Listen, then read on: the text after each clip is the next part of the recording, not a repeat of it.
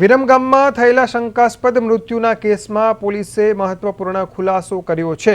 શરૂઆતમાં મૃતકનું મોત અકસ્માત કે સીડી પરથી પડી જવાના કારણે થયું હોવાનું માનવામાં આવી રહ્યું હતું, પરંતુ પોસ્ટમોર્ટમ રિપોર્ટ દરમિયાન માથાના ભાગે ગંભીર ઈજાઓ અને શરીર પર ઘા જોવા મળ્યા અને પોલીસને આ રિપોર્ટ બાદ શંકા ગઈ। ત્યારબાદ વિરમગામ ટાઉન પોલીસે ટેકનિકલ તેમજ પુરાવાઓના આધારે ઘટનાની ઊંડાણપૂર્વક તપાસ કરી। તપાસ દરમિયાન મૃતકની પત્ની દિવ્યાબેન અને તેના પુત્ર ઉદયની સંડોવણી હોવાનું સામે આવ્યું છે। પારિવારિક અણબનાવ અને ઘરેલુ વિવાદને કારણે આ હત્યા કરવામાં આવી હોવાનો ખુલાસો થયો છે। પોલીસે બંને આરોપીઓને કસ્ટડીમાં લઈને વધુ પૂછપરછ હાથ ધરી છે અને કાયદેસર કાર્યવાહી હાથ ધરવામાં આવી છે।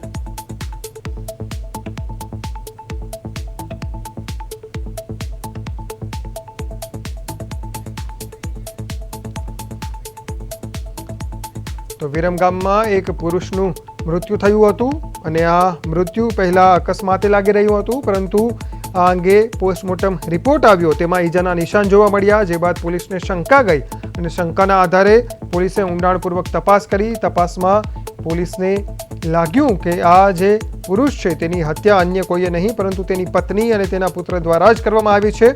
ત્યારે વિરમગામ પોલીસ દ્વારા પુત્ર અને પત્નીની ધરપકડ કરવામાં આવી છે અને કાયદેસર કાર્યવાહી હાથ ધરવામાં આવી છે। પારિવારિક વિવાદ અથવા તો અણબનાવને કારણે હત્યા કરાઈ હોવાનું માનવામાં આવી રહ્યું છે।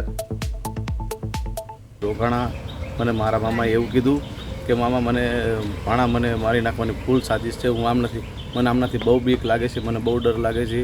પછી મેં મામાને એવું કીધું, મામા ડરવાની કંઈ જરૂર નથી, ઘરમાં આવું ચાલ્યા કરે, ઘર કંકાસ ચાલ્યા કરે।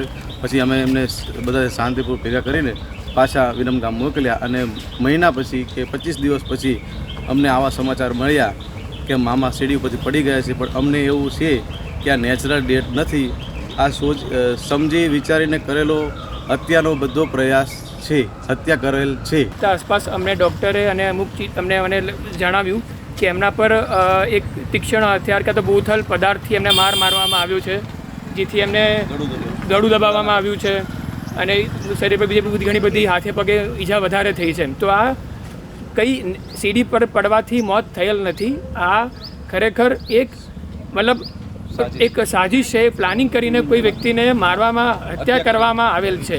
તો અમે મારા માસીના છોકરા, અમે મારા મમ્મી અને બધા ભેગા થઈને અમે FIR પોલીસ સ્ટેશને પહોંચ્યા છે કે અમને મારા મામાને ન્યાય